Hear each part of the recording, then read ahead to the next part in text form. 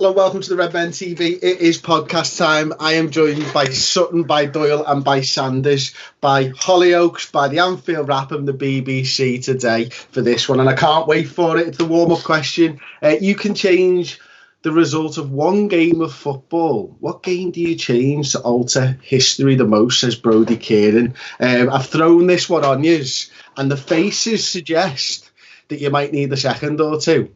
Nah. But I'm not. James Sutton in the house calls, hand up in the air. Let's go, mate.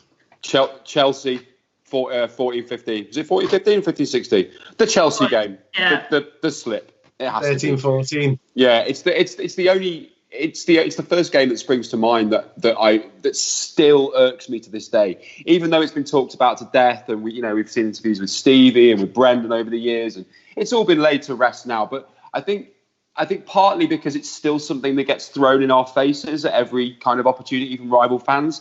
I think if we win that game, we probably win the league, I think. So yeah, I choose that one. It still bothers me to this day, man. Who wants to go next? Go on, Emma. Yeah, go on. Thrown under the bus. Go on, Emma. Doyle was like, quick. Yeah, I mean, the first game that came to mind was Champions League, only because that was kind of my first year as an adult where I could drink alcohol, and it went from being the most awesome start of the night to then being really, really shit quite quickly. But then about 4 seconds later, I straight away thought Chelsea. Thought, nah, like just seeing Gerrard lift the Premier League would have just been something special. So yeah, I'm absolutely with James on that one. And just for the record, we were talking about 2007 when you said Champions League and not like 2018, right? No, 2018. I'm not old like you, Chris. Lizzie, which one are you going for? I think 13-14 Chelsea's the right answer. I think it's that and Crystal Palace, but I think Chelsea had more of an effect because it was before Palace. So I'd go 13-14 Chelsea, but I did think of Kiev but I wondered if that was a knock-on effect for every single amazing moment we've had, this season and the season before and this one. Yeah, I'm getting confused. I don't know what year we're in. This lockdown. So basically, we won the Champions League last season. So I'm talking about last season, yeah. So would we have won it in Madrid had we have lost it in Kiev? But I think it's just because I loved the day of Kiev. I loved everything building up to it. I found it much better than Madrid. And if it weren't for Loris Karius, I think we would have won it. And to be honest, it wouldn't have surprised me if we would have won it last season anyway. So that's that one. But 13-14 Chelsea, Gerrard winning the league. It's a no-brainer, really. Do you know, I've got a completely different route to all yous because I've seen sliding doors and I'm sure we all have, and I'm a little bit concerned that 13-14 doesn't happen and we don't get Jürgen because we win the league there and everything that's happened since. So I went down a rabbit hole, started thinking about it. I was like, okay, well, what about semi-final 1989 Hillsborough? Do you change that? And I'm like, well, actually, and then I even started going, is it the quarterfinal? That you lose the game in the quarterfinal, but then it's somebody else's problem then, and I'm not about that. And what if more than 96 people die in that game? So in the end, I just decided to leave it all alone and said I can't change a game because honestly, we're the most successful club in England, right? So you change something really far back, does that happen? You change something in like nowadays, do we get Jürgen? Do we get these teams? Do we get what we're about to achieve? Because 13-14 killed me more than anything at the time. But my words, I'm going to love it when we win the league this season. And it's all part of the story, certainly like Jordan Henderson's story. He was there and all that type of stuff. So I am going to have splinters on my arse from sitting on the fence and say I can't pick one because I'm too scared that something will change. And I'm kind of happy with where we are. We're not Steven Gerrard. At the end of the day, the lad gave everything for the club, and I think he should have. He deserved the league. So I'm giving him a league, Stevie. If you're watching, sack Chris. And also, I think even if we win the league that year, Suarez still leaves. He still gets his dream move. There's still a massive rebuild to do. I mean, make no mistake, that squad wasn't an incredible squad. There were some incredible players in it, but it wasn't a squad that you could sustain 3 or 4 seasons of success with. So actually, I think even if we win that and we give Stevie that trophy, I still think we get Klopp eventually. I still think things play out as they did. It's lovely talking about sliding doors, man. What a movie that is. I love sliding doors. What a movie. You know what they say about the Spanish Inquisition? Do you get it? No one? No. Oh, never mind. It's a What did he say, Lizzie? What is it? You know what they say? I don't know. You know what they say in Monty Python? And everyone says always look on the bright side of life, but this fella goes, nobody expects a Spanish Inquisition. Okay, no one gets it, it's fine. You might throw a shout in for the 96 FA Cup final as well, by the way, because I don't think that would have too much bearing. And Cantona scoring against us in a cup final for Manchester United pissed me off something chronic. So if I'm going to pick a game, that's going to be the game, okay? I won't sit on the fence anymore. We ask each guest to come with a topic for discussion. I'm going to start with my one today, and then we'll move on. Emma, we'll bring yours in next and stuff. But I'd like to know everybody's thoughts on this. Obviously, we're changing to 5 substitutes for the rest of the Premier League season. We know there's probably going to be a really short pre-season friendly. How does that affect the development of the youngsters? Or how does everybody think that's going to affect the development of the youngsters? 5 subs. Is Harvey Elliott, Curtis Jones maybe going to get a little bit more game time? Does that mean we're in a stronger position? Can we actually fast forward their development as football players? James, where do you sit on this? How do you think it will affect them? I think you're right. I think you're right to bring up the substitute element. But what I would say is, you're looking at such a position of strength right now that actually, we get another couple of wins and we lift the trophy, which then means that, for the rest of the season, you can be bringing players like Elliott through, Jones through, and giving them serious game time. Maybe letting them start fixtures that ordinarily, if we hadn't had such a good season, that might not happen. Also with the Champions League element as well, being off the table now. I think it's almost a perfect storm for the youngsters, which is why I think I don't want to bring up the Werner transfer. Oh shit! Hang on a minute, I disappeared. Then I don't want to bring up the Werner to Chelsea, over and over again. But actually, I think going forward this season, with there being so much opportunity for our youngsters, assuming that we get the 6 points on the board or whatever it is that we need, we're going to see some real opportunities for these lads. And actually, I think people are going to be really surprised by actually how much depth we do have in our squad. And I think it can only be a really positive thing. Emma, what do you think? Yeah, I just want to apologise because I choked on my tea then, so I started coughing midway through Sutton's really good point there. But yeah, I'm fine now. I'm fine. It's a good point about the kids. Absolutely agree with what both of you have said. It is the perfect opportunity to bring through these youngsters and give them that really valuable first team experience. And as James says, I expect to see quite a few of them start towards the end of the season once the Premier League is wrapped up. But I think another thing with the 5 substitutions, which I think is something that we're going to have to keep an eye on, is this kind of element of players maybe potentially feigning injury. Usually in a game, if you've made your 3 subs, let's say you roll the dice and bring on a striker as your third option, and it hasn't worked. If there's still 20 minutes to go and you're still 1-0 behind, will we see teams maybe try and feign a bit of an injury to try and get on a 4th and 5th sub and not make it look like you're just throwing on players for the sake of it? As a bit of an argument to say, oh no, this striker picked up an injury, so we wanted to put players on. It'll be interesting to see whether that kind of, gamesmanship comes into it a little bit. But I do think it's going to benefit the teams that have got bigger squad depth. So, basically the top half teams, really, the likes of Manchester United and Liverpool and Manchester City and Chelsea that have got those squad players, basically. When they're coming up against these teams that are fighting for relegation that haven't quite got the same level of rotation in midfield. And some of the local players might be getting a bit leggy after 60, 70 minutes, and then they can bring on somebody like, Adam Lallana, whereas players down at the bottom half of the table might really struggle to bring on that, quality of experience from the bench. So I think that's where it's going to massively tell in the Premier League table.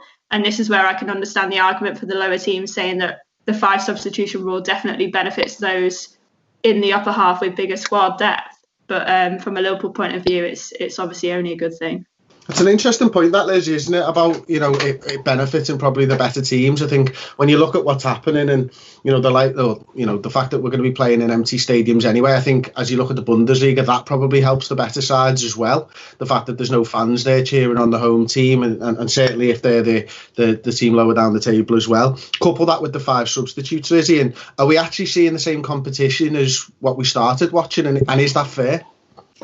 I think you can have a conversation of what's fair in something like this. It'll go on forever. It might not be what's fair, but it's what has to happen. Nobody, accounted for this, did they? But it's a point that I didn't really think of, to be honest. What Emma's just brought up about the benefit in the top half, I didn't actually think about that. And you're right. And this is the thing, we're going to see players probably have more game time. The only sort of counter argument I was thinking of is like when we're talking about the kids getting a start and a lot of chat about Naby Keita and Minamino, people who haven't had game time, who actually need game time, who are in future plans. Adam Lallana probably isn't. But for me, I'm thinking these players have had such a break. Does Klopp want to go for the record? Does he want to go for the maximum points, or does he want to win the league and then get game time for his youngsters? What's his priority? That's what I don't know. He might trust that the youngsters can help get the record total. I'm not too sure. But I think Klopp will want to go for everything, and I think he's got this side that's the best side in the world, and that side needs to be match fit, and they need to be match fit and quick. And I think actually he'll probably prioritise that before. I don't think it'd be fair for Mo Salah and Firmino and this, that and the other. And I know we all treat them equally, but let's be honest, the ones who've played the majority of this Premier League season to play 2 games and all of a sudden the rested again after having the biggest break ever. I just don't see that happening. But the five substitutions might help with that. They might just get 60 minutes instead of a full 90 or whatever. So that's sort of my view on it. I don't think we're going to see them as much as people might think. Can I challenge on a couple of those things, Lizzie? And not from a position of being defensive or anything like that, just to see if there's anything else that we maybe haven't spoken about. But, if I was to say to you, okay, Jurgen's maybe going after the point record, but if it gives him a better opportunity of getting 2 Premier Leagues in 2 years, do you think maybe he'd sacrifice that 100 points and start bringing along the likes of Minamino and stuff for next season if they're going to be necessary? I think he would, by the way. This is just me thinking, the thing is with Klopp, he will think he'll be able to get the record with the whole squad, not the first 11, and he's made that very clear. So this is just me as a fan thinking of the first 11. I think Klopp absolutely, I'm probably contradicting myself now, I'm just trying to think of some different options, but I think he thinks of the players before any, and he wants a league more than he wants the record. I don't know. I'm just interested to see how he does it. All I'm saying is that I think what I'm trying to say is that I don't think he will let the likes of Firmino, Salah, Mane, Henderson, whatever, play 2 games and then not play them again for however long. I don't think that will be the case where all of a sudden the second the league's won, you won't see Henderson starting and you'll see Minamino every single game. I don't think it will be that. I think he will be a bit cleverer with how he rotates, is what I'm trying to say, I think. I think that's right, isn't it, James?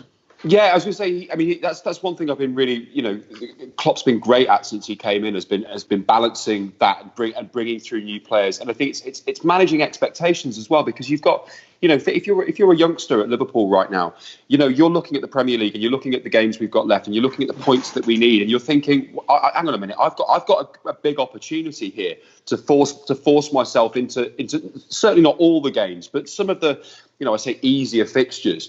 But if you're playing a Brighton or something, you've got a real opportunity there to play some of these youngsters. But you're right, it is about managing it. It's about balancing the team, isn't it? And you can't be dropping your stars just because it's a nothing fixture. And Klopp's proven that, over time that he wants to win everything. There aren't any small games. There aren't any easy games. Every game's important. Every point's important. So it's about kind of managing that and balancing that, I think. And I think, Emma, to continue from both Lizzie and James's point there, I think what we've seen from Klopp is he likes to get a team working, and he likes the fact that, they've got these relationships on the field and they become like a machine, almost winning game after game after game for having that continuity running throughout. When there's such a short pre-season, the danger if you do the opposite of what Lizzie's saying is actually if you make too many subs and you start bringing in too many youth players, by the time it comes to next season, you could be out of form and struggling to get those relationships back together, couldn't you? Yeah, that's actually a really good point, because as you say, it's the momentum that is what sums up this Klopp side and this Liverpool side. So yeah, I absolutely agree with that. And yeah, Lizzie's made a really good point there, where I do think, while I still strongly believe he'll blood through some of the youngsters, keeping the flow and keeping the momentum of the success of that team, which has carried the season so far, yeah, I do think that is important. And I think it's that winning mentality which we haven't seen for a while. And then Klopp's come in and has basically embedded that in the team now. And they were European champions last year. They're going to be Premier League champions this year. And I think if they were to end the league on a bit of a slump, let's say, like I'm not saying that the youngsters would lose games, but I think that, as you mentioned, that constant rotation, it would just kind of jar the momentum a little bit. So I do think it's important for them to end on a high, and really kind of have that successful atmosphere around the club at the end of the season. So yeah, I absolutely agree with you there. Yeah, it's a good point. Okay, Emma, it's your topic next week. What are you bringing to the table? Yeah, I actually had to think about it then, because I kind of forgot what I texted Ross last night was my topic. Had you had a gin?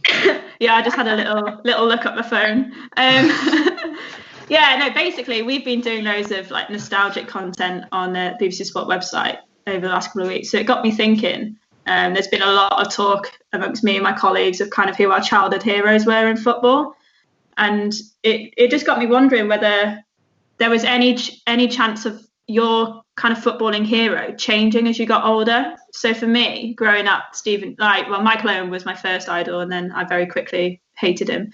But Steven Gerrard, has always been kind of my childhood hero. So I can't imagine somebody like, Van Dijk or Firmino, let's say they stay at the club and win 5 Premier League titles. How amazing would that be? But I still don't think I would put them on the same pedestal as Steven Gerrard for me, because I don't think anything can beat your childhood football hero. So I'm just interested to see whether you guys think that is something that could change for you. Is there anybody out there that you could see potentially overtaking your childhood hero?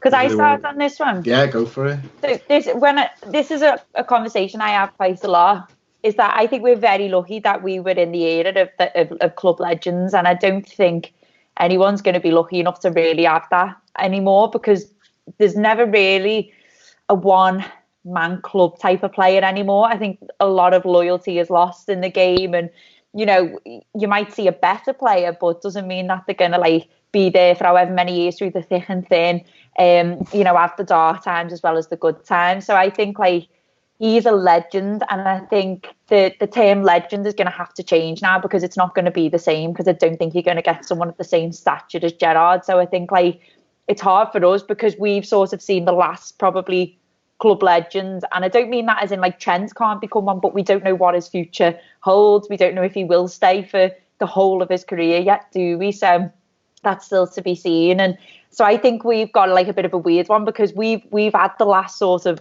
legend for the club at the moment anyway. No one sort of stayed as long. Maybe I think Lucas has been there. Lucas was there 10 years. Henderson's a longer serving player. So I think that's quite interesting. For me, I probably think no, because I'm the same as you. Gerrard is the childhood hero. Torres was the obsession, but so I can't really call him the hero, I think, when I look back. So for me, I don't think I will see anyone like Steven Gerrard. I think we'll see maybe unbelievable players with brilliant quality, maybe arguably better quality, but I don't think it will go as far as a lad born in Height and being at the club he loves for his whole career. James?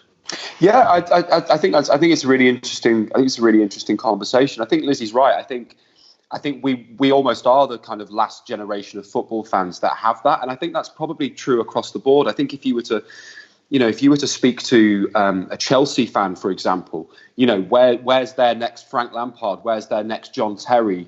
And I think there's a number of the sort of big clubs that probably we were witness to the last great kind of one-man club. It feels like football's changed a lot in the past. I don't know, not even that long, maybe 6, 7, 8 years. It's changed a lot, and you're not going to see that as often, I don't think. I think Trent probably is possibly the exception. I can't think of many players playing for top Premier League clubs that are from that area, supported that club as a kid, went through the academy, and are absolutely at the top of their game. Trent has everything in his arsenal. Everything about him says to me, one-man club. He loves this club, and I can't imagine for the life of me a scenario where he leaves. because this football club means the world to him. I mean, you know, the Anfield Wrap got a huge mural done for him just round the corner from Anfield. I mean, if that doesn't say to you, you know, not only are you doing the absolute business, but you're so well thought of and loved by your community and, you know, by your football club, that I think he's the only one for me that I think he might become, you know, a proper legend. I find it interesting as well. I think, you know, there's a chance, I think, that Liverpool players do have club legend status, do stay there for a long time. I think it's more difficult actually if you're a side in the middle of the table and you're not going anywhere, because I think the ambitions of players now will want to move on and stuff. Now, if Liverpool stay at the top and Trent's still one of the best in the world, then he'll stay. If Liverpool drop off, then there's a question mark to be had. You know, that's probably where that comes in. Does he want to go? If he's already won everything and Liverpool then drop off, does he want to continue and try and win things? I mean, there's the question mark. But don't forget that Steven Gerrard went through that as well, being part of really poor Liverpool sides that finished outside of the top four. And Steven Gerrard is Trent Alexander-Arnold's hero, like from a romantic footballing sense. And I know, you know, money comes into it, and obviously you want to win trophies, but from a footballing sense, from a pure emotional sense, that's your idol. That's what you want to become. And I think it's going to take an awful lot. It seems to me, from the interviews that I've read and watched of Trent, it seems to me it's going to take an awful lot for that to change, I think. No, I agree with that. I think for me, to answer the question myself, I find it difficult to look up to any footballer as a genuine hero now, because, you know, when you're 15 or when you're 13 or whatever, I had Robbie Fowler coming through, and there's something that you can aspire to be. Now, I was so deluded that I maybe thought I could still play football, you know, but you know, things have changed. I'm 37. I'm not going to make it in Liverpool's first team, and I've kind Don't of say that, Chris. Honestly, mate, over the last year or two, I've realised, James, I'm not going to make it. Away next year, Chris. Yeah. Maybe James Milner needs to be your new hero. I mean, he's younger than me. He's about 4 years younger than me, and everyone speaks about him like he's the old man. And I'm like, oh my days, are you kidding me? But, like, the true heroes now are the ones that are doing things in the community. It's not their football playing that makes them a hero to me anymore. And that's what's fundamentally changed. It's a good point. To when I'm 37. Yeah, I'd just like to just on that, just give a shout out to Marcus Rashford, who I think has been doing unbelievable. Yeah, brilliant work with Manchester United, and you know, we were speaking about Trent as being one of those players who could be a one-man club. You know, I could see Rashford being that for United. So definitely. Yeah. So where did you come to, Emma, with the BBC Sport crew? What did they decide? So yeah, everyone was kind of the same opinion that your childhood hero was always going to be your favourite footballer. You know, there was a couple of lads in the office who, the older ones, I'd say, who, you know, Gaza was kind of their hero, and I don't think anyone said that they could change. I mean, even if Trent stayed at Liverpool for 20 years, like Steven Gerrard would still be my hero. I just couldn't see that changing. I just can't imagine anyone I can't wear a shirt with a lad who's 15 years younger than me's name on the back. It's just a weird, like, innit? You know what I mean? Yeah. We can't be wearing replica shirts at our age anyway, Chris. Come on, you are. Come on, you can in goals. You're allowed in goals. Yeah, you are in goals. Just to follow on with what Emma said there, I think for me, certainly, the more time that passes, and the older that I get, the more dewy-eyed I get about Steven Gerrard. Yeah, it's good point. Almost like when I adored him when he played, and he was, you know, the player that you'd look for. He was the first player your eyes would go to when they walked out. You'd be like, oh, there's Steven fucking Gerrard. And as time goes on, I get even more misty-eyed about him, and I think, my God, like, I'm not even sure I appreciated him enough when he was playing as I perhaps should have. Did I take him for granted? I mean, what a player! I don't think that will ever be rivaled. The love and affection that I have for that player just gets more and more. The more, you know, every year on the, you know, the Champions League final, you know, gets played. That, you know, you see a video about Istanbul, or the FA Cup, the Cardiff final. You know, all these things they just get more and more romanticised for me, anyway. Are we potentially going to see a James Sutton monologue in December at a theatre near you? An ode to Steven Gerrard? Because, I mean, I think I might sell quite a lot of tickets there, mate. Yeah, I was getting quite teary-eyed. Oh, emotional, that. my one-man show. Yeah, I think it'd be brilliant, mate. It'll go better than the thing in New York, I'm sure. Yeah, thank you. Lizzie, what's your subject? So I'm doing an Emma and getting it up on my phone because I only gave me topic this morning.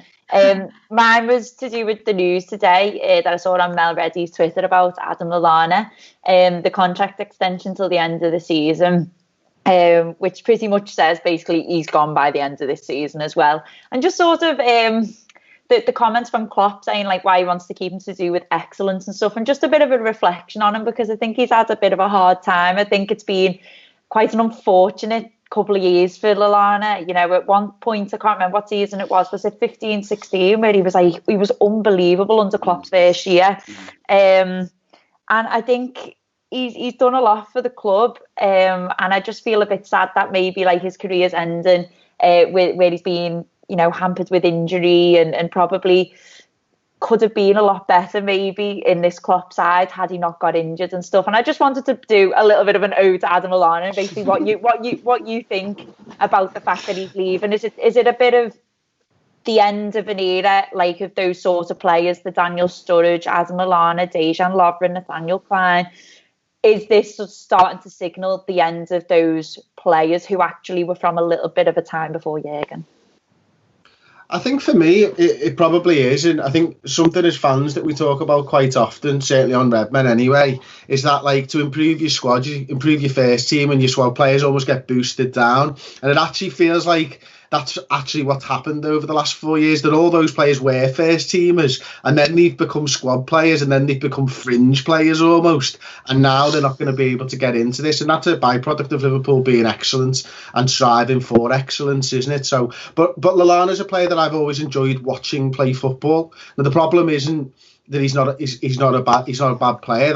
He's not a bad player. It's just that we never saw him enough. It was actually the same problem with Daniel Sturridge, and I know that's something that's been said to me over the course of years by sports scientists, is the greatest attribute a footballer has is games played or games available for, and it's something as fans that we never think about. You know, Adam Lallana's fantastic, so effortless on the football. We see him find space with such ease, but he's just not on the field enough. And it is a sad time because I remember the first game Jurgen Klopp took charge. It was the 0-0 at Tottenham Hotspur at White Hart Lane. And I remember being there, and Adam Lallana killed it in that game. And for those first few months, as Lizzie rightly points out, he was a captain on the field for Liverpool, someone that Klopp could lean on and could rely upon. And it's brilliant that Klopp's been able to do this, Lizzie, because, you know, that's part of who Klopp is as a manager. It's why he gets the best out of players. It's that he understands what's right for the people and the squad. And I think the squad will respect him even more than they already do for being able to put his arm around him, pay him the extra money and make sure that he gets that send-off and that winner's medal. James, yeah, I think... Oh, sorry, Emma, go on.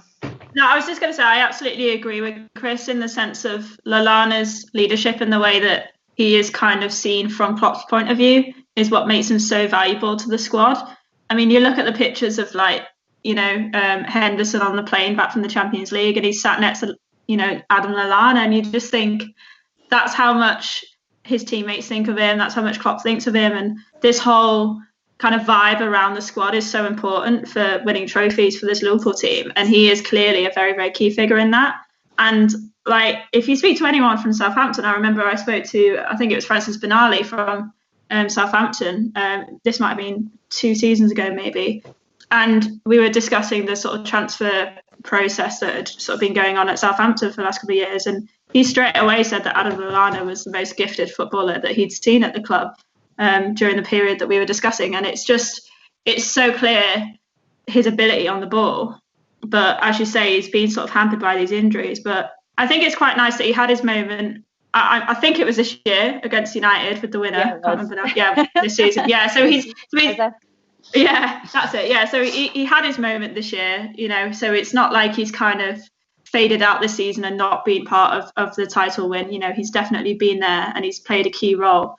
So yeah, it'll be sad to see him go, but he's got lots to be proud of considering he hasn't been fully fit for a long time. He's still achieved a lot with this club and he's played a massive role. So yeah, best wishes to him. James, what do you reckon, Adam Lallana, mate? Yeah, it's a funny one, isn't it? I feel like he's been with us for a really long time. It feels. I mean, he's had what, two different managers, three different managers, two different managers. But he's been part of like almost sort of three real rebuilding processes. I wonder what Adam Lallana thinks when he looks back on his time as a Liverpool player, whether he views it as a success, because obviously he has won trophies with us, but I wonder whether he feels like his contribution to the club has sort of lived up to the hype, as it were. And I'm not being kind of down on Adam Lallana at all. I mean, I agree with Chris. I think he's a wonderful footballer. But he's just never had that consistency that we've kind of looked for, and kind of forced his way as sort of, because he should be one of the first names on the team sheet. He's got all the attributes, but with injuries, and obviously we've had to buy better, fitter players. I just wonder what his opinion will be when he looks back on his time at Liverpool, whether he'll view it as a personal success, or whether he'd feel a bit disappointed that he never quite hit the heights that I think he could do, and that we expected him to. Lizzie, did you expect Klopp to come out and say something like this around Adam? Did you expect him to extend his contract? Yeah, at least for the end of this season. But I mean, to be honest, I thought he might have put another year on, and not because I wanted him to, but listen to what everyone was saying, and listening to yourselves is we all know how much he clearly regards Lallana. And what I was going to say before, and to be honest, taking on all your points, is like, I think we're so lucky we've got a team of leaders, and I think what Emma said, like the Lallana next to Henderson, you look at the team photo, it's Henderson, Milner, Lallana. He's very, very highly regarded by Klopp, and I think actually Klopp probably would have wanted to keep him around, but probably thought it wasn't fair because he owes him a bit more, because like we said, he is a fantastic footballer. Would still get in the Premier League side, by the way, hands down, if he was fit, a bit lower down. He could go and be the hero somewhere else, and I think we owe it to him a little bit. Is he 30 now? I think he's 30. Yeah. He should go and have another 2 years elsewhere, because as in it'd be selfish for us to say as Liverpool fans and Jurgen Klopp, as a man manager who prides himself on man management and looking after his players, to say, I want you to stay because you have a good effect on the lads, but you're not going to play, but just because you're a great presence. It's not fair. So it doesn't surprise me. I think Klopp probably would have kept him another year, but I bet you Lallana wants to go and play football, and can you blame him? I just think we're in not a transition now, but like those sorts of players, like I said earlier, they're going to start going now. I think you'll see, and you'll start to see a couple more players come through instead. I completely agree with Lizzie there. I think Klopp would absolutely have loved to have him stay around, and it's a shame, isn't it? Because there might be some sections or there might be some individuals that probably go, well, he's being too kind, he shouldn't do that, club should come first, and all that type of stuff. And yet I always think to myself, whenever that argument's almost brought up, well, he's not the man that he is without being able to do that, without being a humanitarian first and foremost. He isn't Jurgen Klopp, the football manager. So you can't have the good without taking the bad. And in this instance, does the bad affect us? Yes. Will we be a worse squad for not having Adam Lallana? Yes, probably. But we wouldn't be where we are today without Jurgen Klopp, the manager that he is. You know what I'd say as well is we've seen this before. We've seen it with Daniel Sturridge, and we've seen it with Danny Ings. Like, you've seen Klopp, the statement he made about like Danny Ings. That's not because he's putting it on. It's genuine, and you could see the fact that he really wants them to go and do well. Sometimes it's not going to work out for every footballer. And Adam Lallana's at the end of his time now, and he literally is, like, if you want to talk about it, not like he's being shoved out the door. It literally, his contract is ending. So it just is that his time's up, and I think Jurgen and everyone will wish him well everywhere, and I think he'd be too selfish to hold on to him if he knows he's not going to give him a game. And if Lallana wants to basically go and finish his career playing football. So. Let's move on then. James, you've got an interesting transfer related topic for us today. Yeah, well, it was kind of on the back of your chat with Dave Maddock from the Mirror that you did. If your listeners haven't seen it yet, it's well worth well worth 20 minutes of your time. I thought it was really, really good, Chris. Well done, mate. It was fascinating. It's great to have an insight into the actual kind of financial situation of the club, rather than just screaming about players that we haven't made a bid for. Yeah, and I just thought it was really interesting. I just kind of wanted to throw it open to you guys, really, in a kind of realistic sense, because obviously, if you say which player would you like, and Mbappe and players like that, who I think got valued the other day at something like 260 million, I think, something completely bonkers. But in a realistic sense, assuming that maybe Shaqiri leaves, maybe another couple of others maybe go, just get them off the wage bill. If there was any players that you guys thought would sort of fit the bill and improve us from a realistic point of view, bearing in mind that we are in a pandemic and the club has, suffered, all football clubs have suffered pretty severe financial losses. But if there was any player that you thought young, relatively cheap, might do a job for us. Emma, do you want to take this one? Finger on the pulse of the BBC. Why not? I mean, there's a couple of obvious young names that jump out. Harvey Barnes is one for me from Leicester, who I think has got a lot of potential, and I think Jurgen Klopp could get the best out of him. I think on his day, he is one of those players that likes to attack the fullbacks. He's got a lot of pace. He makes those runs in behind, and he's got a little bit of a spark about him. I think he'd be quite cheap to pick up, and it would be interesting to see what Klopp could do with him as a kind of a rotational squad player.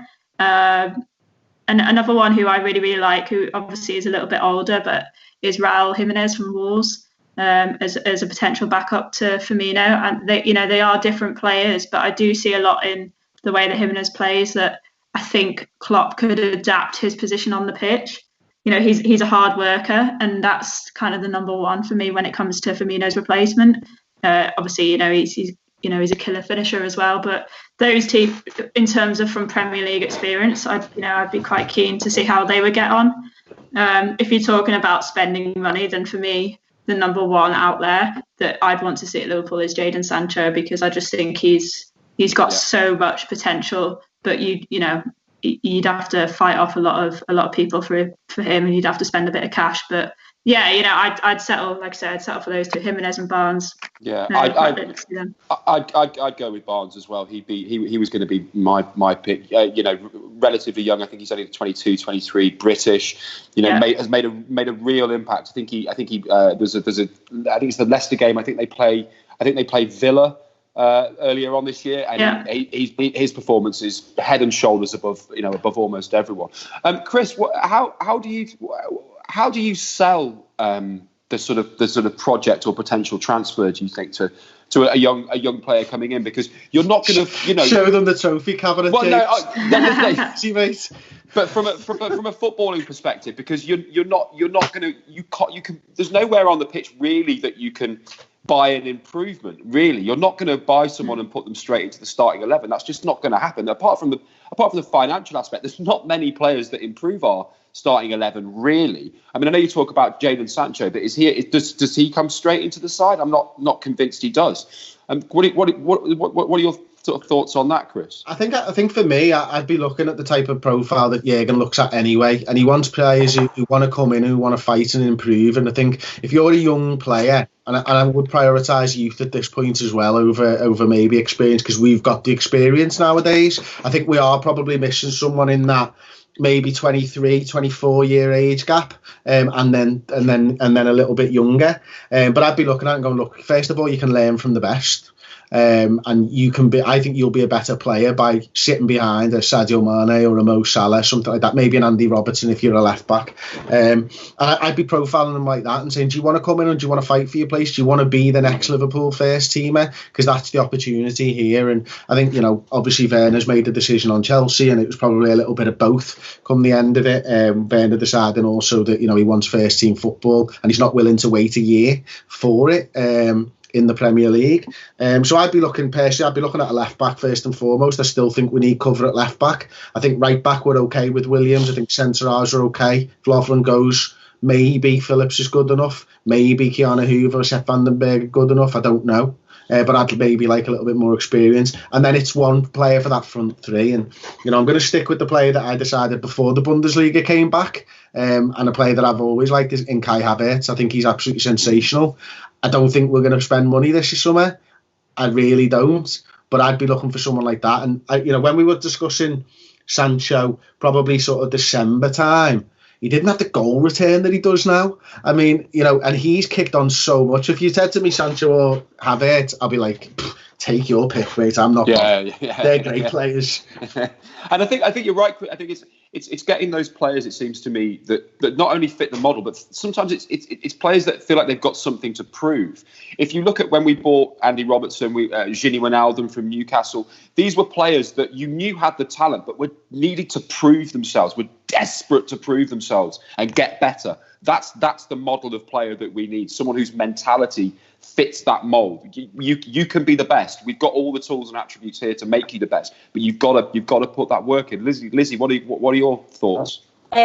So the first thing that comes to my head was I agree with Chris, and I can't actually think of a name, but I'm going to say left back, and maybe someone who could maybe cover right back as well. But I do think we should be looking at a left back / right back or both cover, but mainly left back, I'd say, because what we ask our left back and right back to do is hard work. Like, I think obviously our midfield is like an engine, but the legs that Robertson and Trent use, I think with the amount of games we play, we do need a cover which is like, quite decent, and I think we can ask Milner to do it to a certain extent, but I do think we could do a cover there. I think Emma brought up a great name who was in the back of my head, which was Raul Jimenez. I think he'd be great for Liverpool.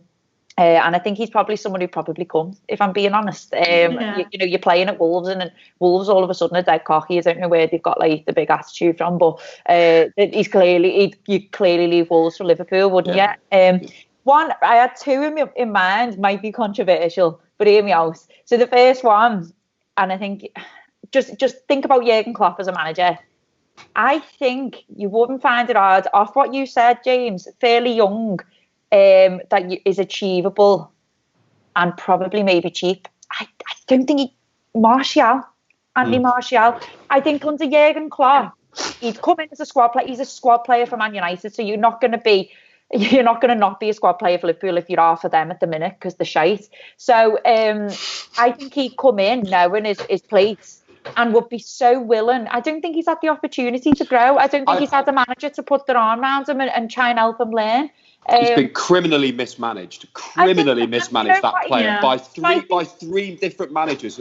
None of them have brought the best out of him. It could be another Ross Barkley. You know what I mean? Who you think every time he gets a new manager, this is going to be the right manager for him, and it never works. But I think you've literally got the best man manager in the world, and I think you'd be able to get him. He'd be fairly cheap, and I think he would sort of fit in and probably work really hard. So that's one. And then another one is he's been called a fraud by many, and this is just more of a free transfer.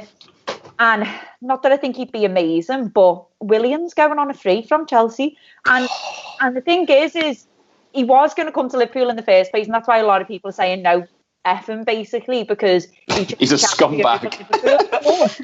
On a free transfer, like, you've pretty much got like he couldn't argue if you were to say you to sit on the bench and only play, FA Cup, League Cup to begin with. He couldn't argue with you, but he's still like a talented player.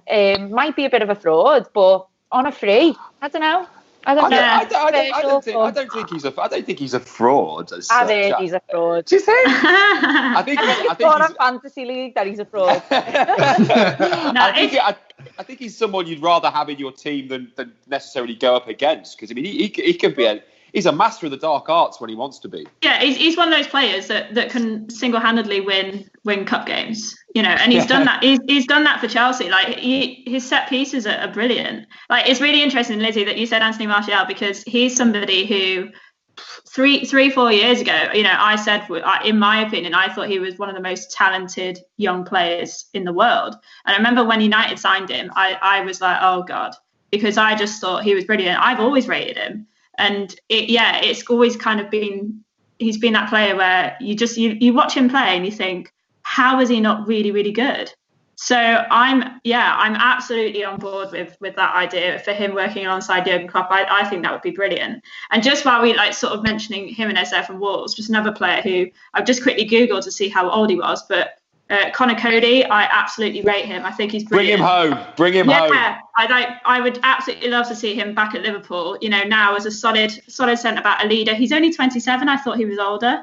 But yeah, I would love to see him as a kind of fighting for that position with Joe Gomez. I think he'd be brilliant. He's a class act. I don't think he's good enough for Liverpool. I'm sorry, I don't. I like the lad, but I don't think he'll ever get into a first 11. He will always be a backup for Liverpool. Joe Gomez, I think, is much more talented. But do you see Cody as an upgrade to a squad player to perhaps like Matip or Lovren? Yeah, but again, I'm thinking probably more of Jurgen Klopp and thinking the lad's literally a captain at Wolves, playing every game, and he's in a successful Wolves side. To him, why would he want to leave a side that he's captaining, which has actually been really successful for them? Because think about it, like Wolves have never had this level of in terms of how they're playing and they broke into Europe for the first time. He's part of this really exciting project, and I think if he comes into Liverpool, I can't see him being an absolute fit starter every week. I think he's have to accept that he's a squad player. Maybe a couple of years down the line once he's done what he's had to do, but I don't think. Right, that's just my opinion though. Fair point. Right now,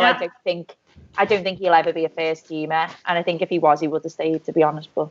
I agree with Lizzie on that. I think he's a brilliant player. I think he's absolutely brilliant.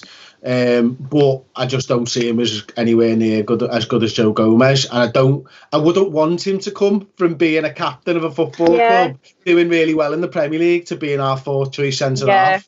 Because I actually like him. I think he's sound. Yeah. It's great to see, isn't it? It's great to see a Scouser, a Liverpool fan. Someone that used to play for us, who's a really top lad, doing absolute bits for another club, and getting all the plaudits that he deserves, man. No, I agree. Good luck to Connor Cody. Right, we've got a couple of questions before we end the show. So Jamie Cubis says, and I'll ask you first on this, James. What is something kind that someone has done for you this week that has made you smile? Something kind that someone has done for me this week. What a lovely question. That's a really, really lovely question. I suppose I've got to say my wife, really. I haven't seen another or spoken to another person. But no, my remember, my this is 18 plus. You're allowed to say.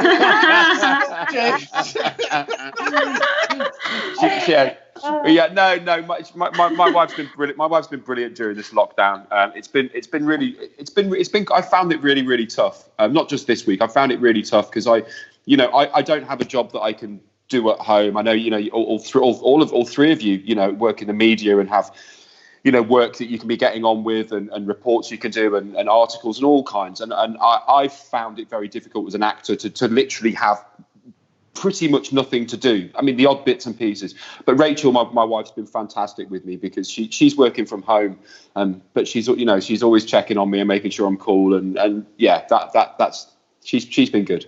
Is she stood over you now, James? No, she stood over me with a wait, like, is this good? I'm going to get a blowjob later. Was that okay, Rachel? Was that okay? Did I say it properly? Did I say don't put cigarettes out on me, Rachel? Not again. I feel like we should report this.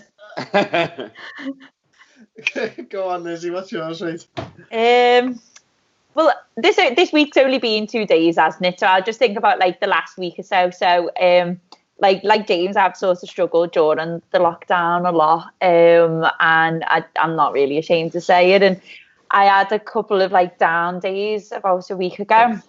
Or a week and a half ago. This is the first thing that come to mind, and I'm literally in the place where I'm volunteering at the Merseyside PPE Hub. And after like the big event, it's really quite funny because you get such a high and adrenaline and stuff, and then like you get this like weird sort of come down, and I just like had reality hit me of like, oh God, I'm not working, and this, that, and the other, and just the reality of the situation. And I just had to take a couple of days off, and when I took a couple of days off, I had to come and drop something off whilst I was off as such from the volunteering. And I said, like, I just want to drop it in and go. Like, I just need to get my head down and just sort of have a bit of space. But he was determined that I'd come in, and I was like, why? And he bought me like this big, gorgeous bunch of flowers and a bottle of ale from M&S, which is bloody gorgeous, by the way. So I don't know, like just I had a bit of a down day, and someone was there to basically cheer me up, and not just like in a material way, like he was checking in on me as well. So I don't know, it just meant quite a lot really to me, so it was nice. Oh. Lovely. What's yours, Em? Yeah, I've got two actually. A bit like sort of what Lizzie and James have said. You know, you have good days, you have bad days. I had a pretty rough weekend where I just felt a bit shitty, and I just texted one of my friends and just said like, "Can we have a FaceTime?" And she was like, "Yeah, of course." And I ended up speaking to her for about 2 hours, and just the conversation was just really, really nice. And it makes you feel really, really good to know that there's friends out there who will just pick up the phone and, you know, just cheer you up. So that was nice. And then the beginning of last week, my mum sent me a little card just to say that she missed me because I've not seen my family for about 3 months. And the next day, actually, so I sent her a picture of the card, and obviously, you know, said thank you so much. And she said, "Oh, you've got a little present arriving." And then the next day, it was a little box of brownies that she'd sent. Oh, so yeah, cute. Yeah, Cute. it just had a little card in it. It just said, "Miss you, can't wait to see you again." And yeah, so those two massively cheered me off. Oh. Well, I feel dead hollow now because you're and my dead life on the feels inside. hollow because the nicest thing that happened to me this week is I ordered someone to come round with a van to pour me a draft lager. oh my God. Oh yeah, that was good. And he couldn't fit me in, and then he texted me in the morning and said I can get you in at 20 to 5, and I was like, fucking Unreal. right, let's do it. So he turned up with his van, he poured me a pint of Mao, Unreal. and I stood out in the close and had a beer with all the neighbours and stuff. Aw. Class. Yeah, that sounds good. That's really good. It was quality, but like I paid him for it. Like it wasn't like That doesn't matter. it's like you guys. The question didn't stipulate whether you had to pay for the nice thing. It just said nice thing. Yeah, it's true. Don't worry, Chris. I'll send you a bunch of flowers next week. Yeah. Like, he's an absolute genius. It's the doghouse in Liverpool on Penny Lane. It used to be Smooge, and if you live within 2 miles, you can phone him up, and he'll come round, and he's put a draft kit in the back of his van, and he'll come round, and you've got a choice of Guinness, Pale Ale, Mao, and Peroni on draft, and then it was like a fucking adult ice cream van. Everyone in the close, like, what the fuck? Come straight out, and we all had a bit. There was 13 of us in the road in the end, Wow. and then the kids were all flying around on the bikes and stuff, and we all had a socially distanced pint together, and it was fantastic. Brilliant. Love that. Love yeah, that. great stuff. I'll text you his number, James, because I could see your eyes lighting up there. Yeah. I'm within 2 miles. Yeah. And the last question, while we're talking about drinking, actually, Lizzie, we'll start with you on this one. What's your go-to drink from your younger years that you can't stomach anymore? Oh God, this is easy. It's Jack Daniels and Coke. So weirdly, as well, I've done a bit of a flip because JD surely is something you shouldn't be drinking at the age of 14, but it was for me. Because how that happened was that, you know, those boss family parties you used to go to when you were younger in social clubs. So I used to go to like my mates' family parties, and it was like someone's 60th, and so we'd always go and like get pissed. But what it was is we'd drink Smirnoff Ice and WKD, and her uncle misheard us ordering WKD and got JD. So that's how I got Daniels and Coke. But like I honest to God, from the age of 14 to about honest to God 22, drank J and Coke. And because like if I go out, I drink quite a lot. I used to drink about 10 a night, and because I've stopped drinking fizzy drinks as well, it's like the second I feel the Coke on my teeth, it knocks me sick, and I smell it, and I remember going to a house party on New Year's Eve, and I'd done that thing where I'd been out and then I'd come to the house party. It was like 1 a.m. There was no gin, no tonic, and I was like, and they were like, there's JD and Coke there, and I just thought, after that night, I am never ever going back to Jack Daniels and Coke. It smells of 16-year-old drunkenness. God, feel your pain. Emma, you've been on rum for a long time. Was there anything before the rum? Yeah, I know. Me and rum go back a long way. Yeah, I've got two actually. So the first kind of shots that I did was Jaeger bombs. They were like kind of what was like my ritual on nights out, and I can't drink Jaeger. Like I have to be extremely drunk and probably willing to throw up to have a Jaeger now, just because the smell of it just knocks me. But like Lizzie said, you'd go through like, I don't know, 10, 15 Jaeger bombs or something a night. And yeah, Lizzie didn't say she'd do 15 Jaeger bombs a night. 15 Jaeger bombs. Jesus. Okay, anyway, I'll just add in a couple of numbers there. But yeah, it's And like that's again. 3 drinks only, is it, Emma? We've not even got to time yet. Oh yeah. That's all before 10 p.m.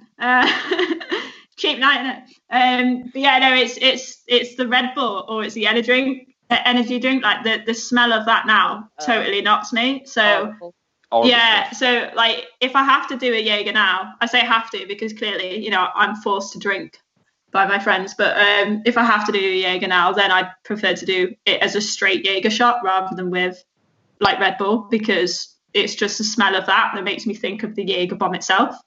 So that, and then a little bit older, but in my first year at uni, so I played hockey at uni, so I was like the youngest person in the squad, so I had to do a challenge at every social every Wednesday with the youngest boy in the squad.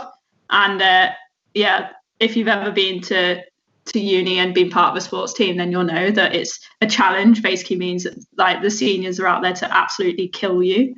So we had to down a 2-litre bottle of everyday value cider, which I think cost about 12p from Tesco. And it was the most disgusting thing I've ever done. But the boy gave up after like, I don't know, an 8 for the bottle and basically stormed out the social and never came back to the hockey club. But nobody told me that he had given up because they wanted me to obviously down it all. So they were like, come on, he's almost finished. So I was like, like trying to down it all, and obviously drank the whole thing, not knowing that he had, you know, given up ages ago and I'd already won. So yeah, I spent the rest of the night just throwing up, and I've not been able to touch cider like since then. I've got a cider related one. Me I think too. Diamond White or White Lightning or any of them things.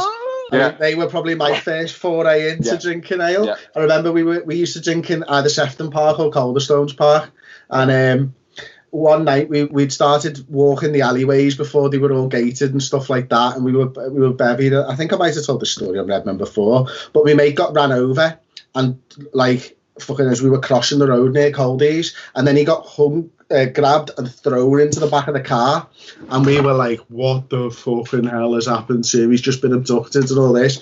Pre-mobile phones, like they were just coming in, so maybe 2 of us had mobiles and that, and we didn't know what happened to him. We woke up with a stonking hangover the next day, phoned his house up. Turns out it was his dad that ran him over and grabbed him into the car, and none of us knew the fucking senses. He ran across the road, his dad knocked him over and went, get the fuck in here, you! Flung him in the back of the car and drove him home. And that White Lightning, that stuff, you know, just horrendous.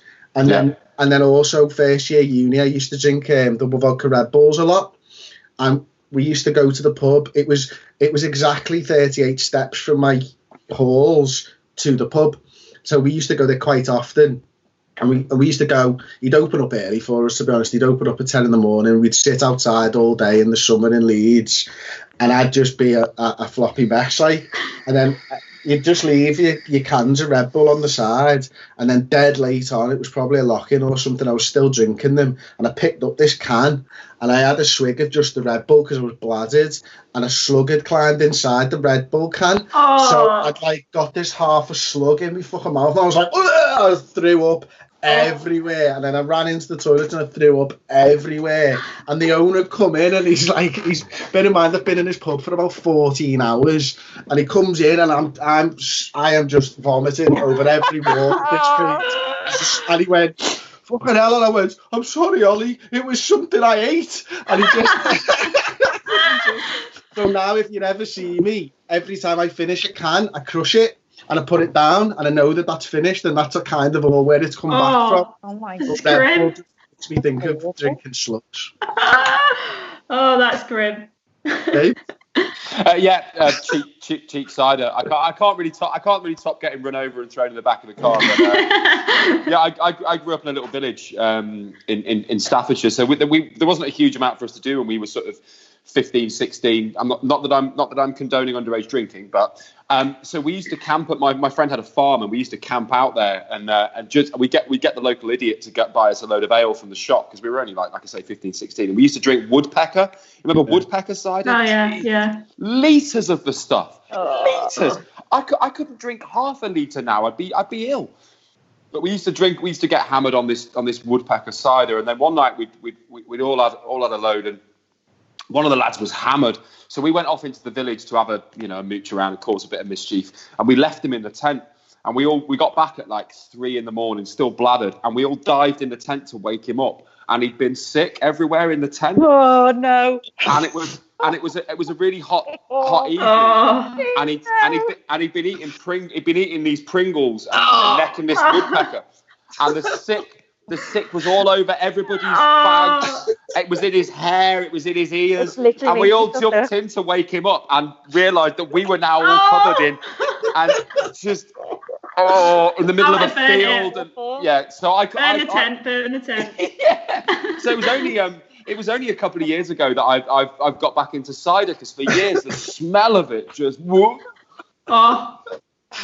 Anyway, there we are. That is a brilliant way to end the show. What a question, Clay Doty. Thank you very much for that one. Listen, everyone knows where James is. It's at the James Sutton on Twitter, of course. Lizzie's from the Anfield Wrap, but I'm sure Lizzie would like to give a shout out to Merseyside PPE Hub as well, and the work that they're doing. Oh, yeah. So I've been volunteering there for a while. You've probably seen it the last couple of weeks on Redmen TV. Yeah, making PPE for free. So sorry, I'm like getting emotional. If you need any PPE, if you know of any dentists, anyone going back to work, you can give them a shout on their website, merseysideppehub.co.uk. Small donation, and you get some free PPE. Lizzie, what you've been doing over there has been absolutely incredible, mate. Yeah, really, absolutely. Really nice. Yeah. And I've got lovely photos of James Sutton running, lives, struggling. Well done, James. Well done. Thank you. I am no runner. How many laps did you do? I did 27 laps, I think. Good, that well done. The average was about 23 to 25. Yeah, it was. I did all right. I was desperate to beat or get close to Carragher, but he smashed it. Yeah, he'd done 30. He'd done 33. I remember Webster. Webster was not long before you, and Jamie Webster was like, honest to God, the colour of him. He was determined to beat. I think he beat Carragher by 1 lap. Did he? Yeah, he was amazing. Good lad. Oh no, well done both of you. Thank you. Amazing efforts, well done. And Emma, of course, you can follow. It's at Emma Sanders, isn't it? At EM_Sandy with a Y. So Chris has just never been on my Twitter ever. Sorry. It's fine. If you search Emma Sanders, then hopefully you'll find it. So she's the one that works at the BBC Sport. And she's got a nice blue tick. Yeah, although there is another Emma. So there's an Emma Saunders with a U who works for BBC London. Stay away. So the amount of people. imposters. Yeah, the amount of people that get us mixed up. Yeah. Brilliant. Okay. Well, listen, thank you all for joining me. I've absolutely massively enjoyed that this morning. It's been an absolute pleasure, James, Lizzie and Emma. Thank you very much for watching at home. Don't forget to like the video, smash that like button. It really does help. Share the video, and we'll see you next time on the Redmen TV.